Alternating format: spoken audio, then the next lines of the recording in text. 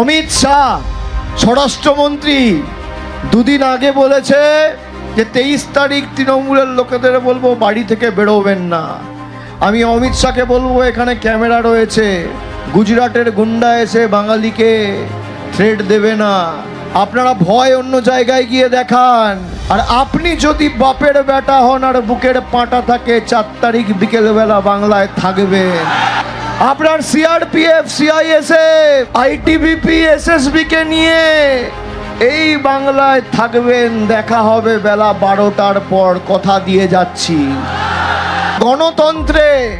গণতান্ত্রিক ব্যবস্থাকে চুরমার করে মানুষের ভোটাধিকার কেড়ে নিয়ে দেশের প্রধানমন্ত্রী, নির্বাচন কমিশন, স্বরাষ্ট্রমন্ত্রী, রেলমন্ত্রী, প্রতিরক্ষা মন্ত্রী, অর্থমন্ত্রী, বিজেপির তাবড় নেতা, 15টা রাজ্যের মুখ্যমন্ত্রী, paramilitary force, ED, CBI, high court, income tax, supreme court, media, কোটি কোটি টাকা, তারপরেও একটা হাওয়াই চপ্পল পরা মহিলার 10 কোটি মানুষের কাছে লেজে গোবরে হতে হচ্ছে। এটাই গণতন্ত্রের ক্ষমতা।